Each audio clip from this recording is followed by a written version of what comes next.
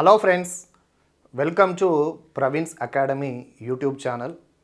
So ఈరోజు మనం ఈ క్లాస్లో Telangana movement and state formation subject కొనసాగింపులో భాగంగా one of the most important league అయినటువంటి నిజాం సబ్జెక్ట్స్ లీగ్ గురించి మనం ఈ వీడియోలో చాలా సమగ్రంగా తెలుసుకునే ప్రయత్నం చేద్దాం. ఈ లీగ్ ఏర్పడడానికి దారితీసినటువంటి పరిస్థితులు ఏంటి, ఈ లీగ్లో ఉన్నటువంటి ముఖ్యమైన సభ్యులు ఎవరు, అలానే వీటి యొక్క డీక్లైన్ అవ్వడానికి కారణం ఏంటి. సో ఇలా పలు అంశాలని మనము ఈరోజు ఈ వీడియోలో తెలుసుకునే ప్రయత్నం చేద్దాం. Before I proceed to the class, I request you to please subscribe to Praveen's academy YouTube channel for more videos, especially Indian polity and Telangana movement classes.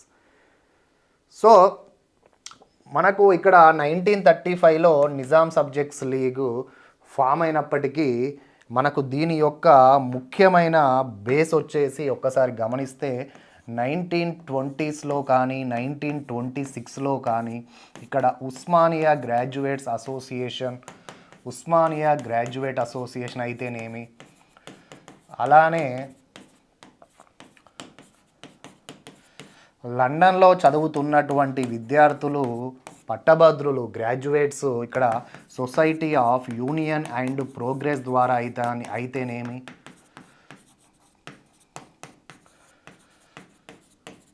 వీరు క్లియర్ కట్గా మనకు చెప్పిన అంశం ఏంటంటే, ఏదైనా సరే సివిల్ సర్వీసెస్లో కానీ అలానే లోకల్ గవర్నమెంట్ ఉద్యోగాలలో కానీ ముల్కీలు అంటే లోకల్ వారికే ఉద్యోగాలు దక్కేలా ఉండాలని, అప్పుడే మనకు న్యాయం జరుగుతుందని వీళ్ళు మొదటి నుండి చెప్పడం జరిగింది. వారు వేసిన విత్తనమే కాలక్రమేణా మనకు ఒక మేధావి వర్గం, ఆ టైంలో మనకు హైదరాబాద్లో ఏర్పడినటువంటి ఒక మేధావి వర్గం 1919 తర్వాత మనకు నిజాం రిలీజ్ చేసినటువంటి ఒక ఫర్మాన్, రాయల్ డిక్రీ అయితేనేమి, రాజశాసనం అయితేనేమి, వీటి యొక్క వైఫల్యాలు ఉన్నాయి కాబట్టే ఇక్కడ లోకల్గా రావాల్సినటువంటి ఉద్యోగాలని చాలా వరకు గైర్ ముల్కీలు లేదా నాన్ ముల్కీసు అప్పుడు బ్రిటిష్ ఇండియా నుండి లేకపోతే వివిధ ప్రావిన్సెస్ నుండి వచ్చి ఇక్కడ చాలా మటుకు కొల్లగొట్టడం జరిగింది. సో వీరు ఆల్రెడీ అప్పటికే ఈ రెండు అసోసియేషన్స్ మనకు లండన్ మూలాలు ఉన్నాయని కూడా మనం చెప్పొచ్చు. చదువుకున్న విద్యార్థులు లండన్కి వెళ్ళినప్పుడు అక్కడ హిందువులు అయితేనేమి, ముస్లిమ్స్ అయితేనేమి, వీరందరూ అక్కడ దీని గురించే ముఖ్యంగా ఈ స్టూడెంట్స్ ఈ లోకల్ అంశం గురించే చర్చించుకోవడం జరిగింది. Society of union and progress అనే ఒక ఆర్గనైజేషన్ని కూడా ఎస్టాబ్లిష్ చేయడం జరిగింది. సో 1920స్లో మనకి ఈ ఉస్మానియా గ్రాడ్యుయేట్స్ అసోసియేషన్ కూడా ఫామ్ అవ్వడం జరిగింది. సో తర్వాత ఈ మేధావి వర్గం 1935లో మనకు నిజాం సబ్జెక్ట్స్ లీగ్ని మనకు ఎస్టాబ్లిష్ చేయడం జరిగింది. సో దీనికి ఉన్న గొప్పతనం ఏంటంటే, ఇది ఒక మత సామరస్య, ఒక సెక్యులర్గా అటు హిందూ నాయకులు అటు ముస్లిమ్స్ నాయకులు ఇద్దరు కలిసి హైదరాబాద్ రాజ్యంలో ఏర్పాటు చేసినటువంటి ఒక కీలకమైన సంస్థ ఈ నిజాం సబ్జెక్ట్స్ లీగ్. సో ఇందులో మనం ముఖ్యంగా ఒకసారి ఈ ప్రెసిడెంట్ పేరైతేనేమి, అలానే vice president,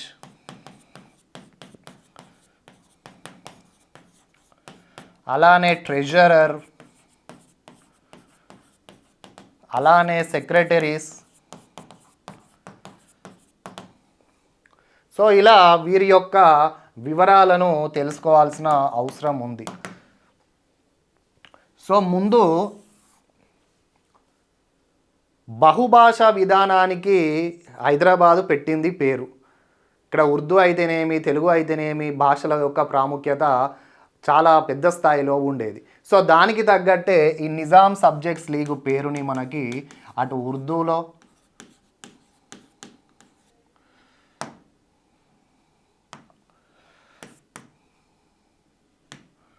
Nizam subject లీగు,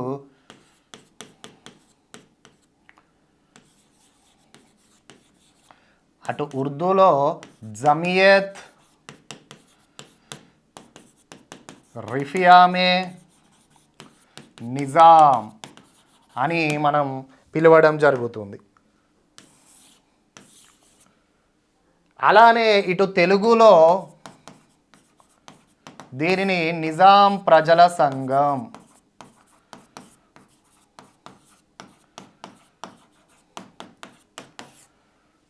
so అటు ఉర్దూలో ఆ పేరు, ఇటు నిజాం ప్రజల సంఘం అని తెలుగులో మనం ఈ లీగ్కి పిలవడం జరుగుతుంది. So this is the brief history of Nizam subject league.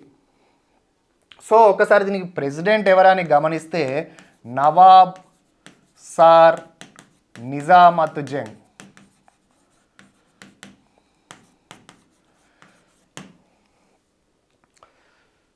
ఇతను నిజాం ప్రభుత్వంలో ఒక రాజకీయ మంత్రిగా పనిచేసినటువంటి అనుభవం ఉన్నటువంటి వ్యక్తి ఈ ప్రెసిడెంట్ నవాబ్ సార్ నిజామత్ జంగ్. అలానే vice president sir Latif Syed and Ramachandra Naik.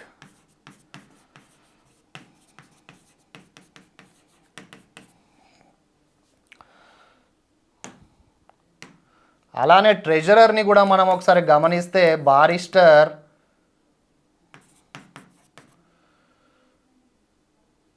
Chinai, నౌషీద్ Chinai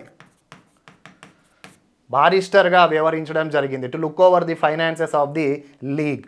సెక్రటరీస్గా ఒకసారి మనం గమనిస్తే అబూ సయ్యద్ హాసన్,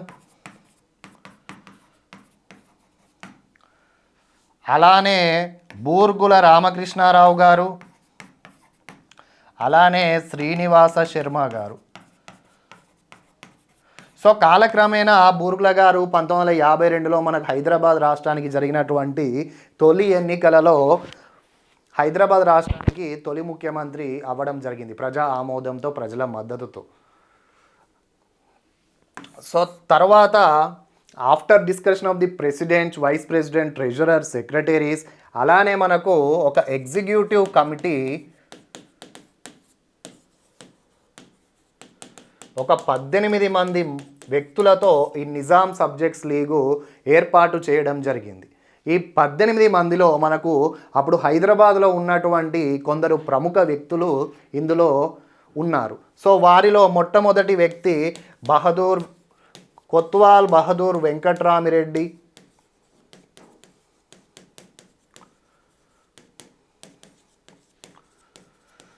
అలానే బహదూర్ యార్ జంగ్,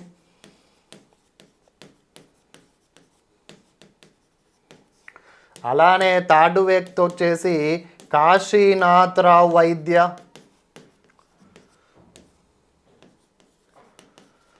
ఈ బహదూర్ యార్ జంగ్ కాలక్రమేణా ఎంఐఎం పార్టీలో కీలకమైన వ్యక్తి. ఎంఐఎం పార్టీ ఎదుగుదలలో, ఎంఐఎం పార్టీ వ్యక్తులలోనే ఒక ప్రముఖమైన వ్యక్తి మనకు బహదూర్ యార్ జంగ్ అని మనం చెప్పొచ్చు. తర్వాత కాశీనాథరావు వైద్య first assembly speaker in Hyderabad state. అలానే నాలుగవ వ్యక్తి Mandamula Narasimharao.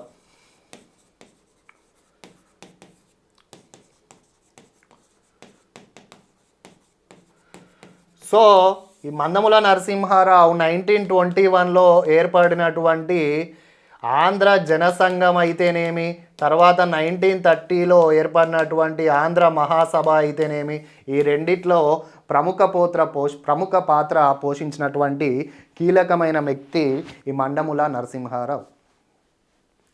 So this is the brief history about the Nizam subject league, background, its members, and now its objectives. Objectives ఏంటమ్మా అని ఒకసారి మనం గమనిస్తే ఇక్కడ హైదరాబాదు రాజ్యంలో ఉన్నటువంటి ఉద్యోగాలలో ముల్కీలకే ఉద్యోగాలు దక్కాలని చెప్పడమే కాకుండా, ఈ లోకల్ అంశాన్నే చెప్పడం కాకుండా ఇంకా కీలకమైన అంశాలు లైక్ కాన్స్టిట్యూషనల్ రీఫార్మ్స్ అయితేనేమి, లైక్ ఫినాన్షియల్ రీఫార్మ్స్ అయితేనేమి, లైక్ సోషల్ రీఫార్మ్స్ అయితేనేమి, లైక్ కల్చరల్ రీఫార్మ్స్ అయితేనేమి, ఆర్థిక వ్యవస్థను, ఇలాంటి అన్ని రకాల అంశాలని వీరు నిజాం రాజ్యంలో ప్రజల ముందు చెప్పడం, అలానే నిజాం రాజుతో సన్నిహితంగానే ఉంటూ తమ మద్దతును ప్రకటిస్తూ అన్ని అంశాలని వీరు చెప్పడం జరిగింది. అలానే రెస్పాన్సిబుల్ గవర్నమెంట్. Responsible government. ఈ రెస్పాన్సిబుల్ గవర్నమెంట్ అంటే అర్థం ఏంటమ్మా? ప్రజల చేత ఎన్నుకొనబడబడి ప్రభుత్వం, ప్రజలే ఎన్నుకునే ప్రభుత్వం గవర్నమెంట్. సో ఇలా ఎన్నుకున్నప్పుడు ప్రభుత్వాన్ని ప్రజలు ప్రశ్నించే హక్కు ఉంటుంది, క్వశ్చన్ చేసే హక్కు ఉంటుంది. సో ఇది కూడా రెస్పాన్సిబుల్ గవర్నమెంట్ వీరు చెప్పడం జరిగింది. ఇదే నిజాం యొక్క ఆగ్రహానికి కూడా వీరు గురి కావడం జరిగింది. మీరు ఉస్మాన్ అలీ ఖాన్ ఆగ్రహానికి గురి అవ్వడంలో కీలకమైన పాత్ర ఏంటంటే రెస్పాన్సిబుల్ గవర్నమెంట్ అనే పదం వాడడం. తర్వాత లోకల్ ఇష్యూస్. లోకల్ ఇష్యూస్ ఇదేంటి? అలాంటివి ఏంటంటే అగ్రికల్చర్ అయితేనేమి, అలానే స్మాల్ స్కేల్ ఇండస్ట్రీస్ అయితేనేమి, అలానే వీకర్ సెక్షన్స్ అప్లిఫ్ట్మెంట్ అయితేనేమి, ఇలా రకరకాల అంశాలు వీరి యొక్క ఆబ్జెక్టివ్స్ అని కూడా. అప్లిఫ్ట్మెంట్ అయితేనేమి వీరి యొక్క ఆబ్జెక్టివ్స్లో ఒక భాగం. అలానే protection of Deccani culture. So ఇక్కడ హిందూ ముస్లింలు కొన్ని శతాబ్దాలుగా కలిసిమెలిసి ఉన్నారు. వీరి యొక్క కల్చర్ని కాపాడే బాధ్యత ఇక్కడ ఉన్నటువంటి మేధావి వర్గం, ఉన్నటువంటి ప్రభుత్వాలది, ఉన్నటువంటి వ్యవస్థలది కూడా అని కూడా వీళ్ళు నిజాం సబ్జెక్ట్స్ లీగ్ ద్వారా విపరీతంగా ప్రచారం చేయడం జరిగింది. సో నిజాం ఇక్కడ ప్రెసిడెంట్ అయినటువంటి సార్ నిజాం జంగ్ గారు ప్రతి సందర్భంలో, ప్రతి స్పీచ్లో నిజామత్ జంగ్ గారు ప్రతి సందర్భంలో మనకు ఈ డెక్కనీ కల్చర్ గురించి మనకు చాలా వరకు చెప్పడం జరిగేది. So these are some of the important objectives of the Nizam subject league. So మరి వీటి డీక్లైన్కి కారణం ఏంటిదని ఒకసారి మనం గమనిస్తే, మొదటిది 1930s మనకు కాలక్రమేణా కమ్యూనల్ భావాజాలం ఏర్పడడం. ఫర్ ఎగ్జాంపుల్ ఈ బహదూర్ యార్ జంగ్ ఇక్కడ నిజాం సబ్జెక్ట్ లీగ్లో ఒక కీలకమైన వ్యక్తిగా ఉన్నటువంటి బహదూర్ యార్ జంగ్ తర్వాత మొత్తం మత వ్యవస్థకే, ఒక ప్రత్యేక మతానికి, ముస్లిం మతానికి ఒక హెడ్ లాగా ఉన్నటువంటి ఎంఐఎంలో ఒక కీలకమైన పాత్ర పోషించడం. So where is the question of secular here? So they have their own issues, they have their own representations. So ఇక్కడ మనకి ఇది ఆటోమేటిక్గా ఎప్పుడైతే మనం బహుభాష సెక్యులర్ అనుకుంటా ఉన్నామో దానికి విరుద్ధంగా ఇక్కడ కమ్యూనల్ రిప్రజెంటేషన్ స్టార్ట్ అవ్వడం. ఇంకొందరు కన్జర్వేటివ్స్, ఇంకొకరు రాడికల్స్ రూపం. ఫర్ ఎగ్జాంపుల్ వీరు ఓన్లీ ముల్కీ ఇష్యూనే హైలైట్ చేస్తే సరిపోతుందని వీరి యొక్క భావన, like Nizamat Jung.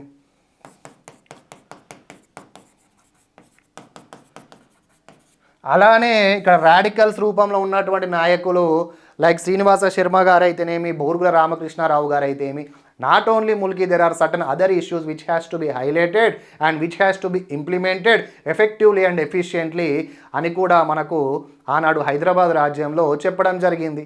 Like constitutional reforms అయితేనేమి, లైక్ ఫైనాన్షియల్ రీఫార్మ్స్ అయితేనేమి, ఇంకా ఇతర అంశాల గురించి కూడా వీళ్ళు చర్చించుకోవడం జరిగింది. సో కాలక్రమేణా ఏమవుద్ది, ఒకరి అభిప్రాయం భేదాభిప్రాయాలు వస్తూ ఉంటాయి. ఒక అభిప్రాయానికి సంబంధం ఉండకుండా కాలక్రమేణా there is division between these people. So భేదాభిప్రాయాలు రావడం వల్ల ఈ నిజాం సబ్జెక్ట్ లీగ్ కూడా వీక్ అవ్వడం జరిగింది, వీరి యొక్క ప్రామినెన్స్ని కూడా కోల్పోవడం జరిగింది. కానీ వీరు నాటినటువంటి విత్తనం 1939లో కాన్స్టిట్యూషనల్ రీఫార్మ్స్లో భాగంగా 63 అయ్యంగార్ కమిటీ ఏర్పాటు చేయడంలో మనకు కీలకమైన పాత్ర ఈ నిజాం సబ్జెక్ట్ లీగ్ పోషించిందని చెప్పడంలో ఎలాంటి అతిశయోక్తి లేదు. సో వీరు పోరాటం చేసిన విధానం, వీరు చెప్పినటువంటి విధానం ఫైనల్గా కాన్స్టిట్యూషనల్ రీఫార్మ్స్ కొరకు 1939లో నిజాం ప్రభుత్వం మనకు 63 అయ్యంగార్ కమిటీ ద్వారా మనకు కాన్స్టిట్యూషనల్ రీఫార్మ్స్ గురించి ఏర్పాటు చేయడం జరిగింది. తర్వాత వీరు చేసినటువంటి పోరాటమే ఒక ఇన్స్పిరేషన్గా 1952లో ముల్కీ అజిటేషన్ అయితేనేమి, తర్వాత 1969లో జరిగినటువంటి తెలంగాణ ఉద్యమం అయితేనేమి, అన్ని విధాలుగా మనకు 1919లో మూలమైనటువంటి ఫర్మానికి అమలు చేయట్లేదు అని ఒక మేధావి వర్గం 1935లో ఏర్పాటు చేసినటువంటి ఈ నిజాం సబ్జెక్ట్ లీగే మనకు ఒక శంకుస్థాపన లాంటిదని కూడా మనం చెప్పొచ్చు. ఎందుకంటే హైదరాబాద్ రాజ్యంలో ముల్కీలకు జరుగుతున్నటువంటి అన్యాయాలని మొట్టమొదటిసారిగా ఒక మేధావి వర్గం వీరే ప్రపంచానికి చాటి చెప్పడం జరిగింది. అంటే నిజాం హైదరాబాద్ రాజ్యానికి చాటి చెప్పడం జరిగింది. సో ఇది మనకు నిజాం సబ్జెక్ట్స్ లీగ్ యొక్క బ్రీఫ్ హిస్టరీ మనం ఈరోజు తెలుసుకునే ప్రయత్నం చేసాం. సో అలానే మనకు ఇక్కడ వన్ ఆఫ్ ద ఇంపార్టెంట్ సెక్రటరీగా ఉన్నటువంటి సయ్యద్ హాసన్ గారు ఈ లీగుకి ఒక మేనిఫెస్టో ఇవ్వడం జరిగింది. దాని పేరేంటంటే వితర్ హైదరాబాద్. సింపుల్గా హైదరాబాద్ ఎలా ఉండాలి, వితర్ హైదరాబాద్ అని మనకు ఒక కీలకమైన బుక్కుని రాయడం జరిగింది. అలానే నిజాం సబ్జెక్ట్స్ లీగ్ యొక్క స్లోగన్ ఏంటంటే Hyderabad for Hyderabadis. Hyderabad for Hyderabadis, this is the slogan of Nizam subjects league. Hyderabad ప్రజలకే చెందాలి. సో మనకు ముల్కీ నియమాలలో క్లియర్ కట్గా 1919లో మనకు మెన్షన్ చేయడం జరిగింది. అందులో ఇక్కడ పుట్టి ఉండాలి బై బర్త్, లేక 15 సంవత్సరాలు ఇక్కడ కంటిన్యూస్గా నివాసం ఉండాలి అని చెప్పడం జరిగింది. సో మరి ఇది నిజంగా అమలవుతున్నాయా లేదా అని మనకి HCSC ద్వారా మనకి ఒక కమిటీని ఏర్పాటు చేయడం జరిగింది. ఈ కమిటీ ప్రకారం సెక్షన్ 39 క్లాస్ 1 మనకు వెరీ ఇంపార్టెంట్. సో దీని ప్రకారం హైదరాబాద్లో పుట్టి 15 సంవత్సరాలు మనకి నివాసమైన ఉండాలి, లేక 12 సంవత్సరాలు ఉద్యోగం అన్న చేస్తూ ఉండాలి అనే నియమాలు ఎట్టి పరిస్థితుల్లో కరెక్ట్గా అమలు కాలేదని మనకు వివరించడం జరిగింది. సో కాలక్రమేణా మనకు 1938లో హైదరాబాదు స్టేట్ కాంగ్రెస్ మనకు ఏర్పడడం. ఈ హైదరాబాదు స్టేట్ కాంగ్రెస్లో ఈ యువకులైనటువంటి బూర్గుల గారు కూడా ఒక కీలకమైన పాత్ర పోషించడం కూడా మనం తెలుసుకోవాల్సిన విషయం. అలానే అప్పుడు ఉన్నటువంటి ముఖ్యంగా నాన్ ముల్కీలు ఎక్కువగా చొరబడడానికి కారణం ఇక్కడ లోకల్ వ్యక్తులే ఉంటేనే కదా సాధ్యం. ఎందుకంటే నకిలీ ముల్కీ సర్టిఫికేట్స్ ఇస్తేనే ఆ స్థానంలో మనకి నాన్ ముల్కీలు వచ్చే అవకాశం ఉంది. అలాంటి వ్యక్తి ఇక్కడ బీహార్ నుండి వచ్చిన ఒక వ్యక్తి సార్ అలీ ఇమామ్. ఇతను బీహార్కి చెందినటువంటి ఒక గైర్ ముల్కీ. ఇతను ప్రధానమంత్రిగా ఉన్న కాలంలో చాలామంది అక్కడ బ్రిటిష్ రాష్ట్రంలోని ప్రజలని ఇక్కడికి తీసుకొచ్చి చాలా వరకు ముల్కీ జాబులని ఈ నాన్ ముల్కీస్తో ఫిల్ చేయడం జరిగింది. So this is one of the most injustice to the local people of Hyderabad state. So ఇలా ఫైనల్గా మనము నిజాం సబ్జెక్ట్ లీగ్ యొక్క పోరాటాల వల్ల అయితేనేం, వాళ్ళు లేవనెత్తిన అంశాలు అయితేనేం, వాళ్ళు చేసినటువంటి ఒక ఆలోచన పూరితమైన ఉద్యమం అయితేనేమి, ఫైనల్గా మనకు 1934లో అరవముడు అయ్యంగార్ అనే ఒక కాన్స్టిట్యూషనల్ రీఫార్మ్స్ కోసం నిజాం ప్రభుత్వం ఏర్పాటు చేసిన కమిటీ మనకు అందులో చాలా వరకు రీఫార్మ్స్ కూడా మెన్షన్ చేయడం జరిగింది, అమలు చేయడం కూడా జరిగింది. సో వీరు వేసినటువంటి విత్తనమే కాలక్రమేణా అనేక ఉద్యమ పోరాటాలకు స్ఫూర్తిగా నిలిచిందని కూడా మనం చెప్పవచ్చు. సో ఈ తెలంగాణ మూమెంట్ టాపిక్లో నిజాం సబ్జెక్ట్ లీగ్ అనేది one of the most important topic అని కూడా మనం చెప్పొచ్చు. So thank you friends, thank you for watching, thank you.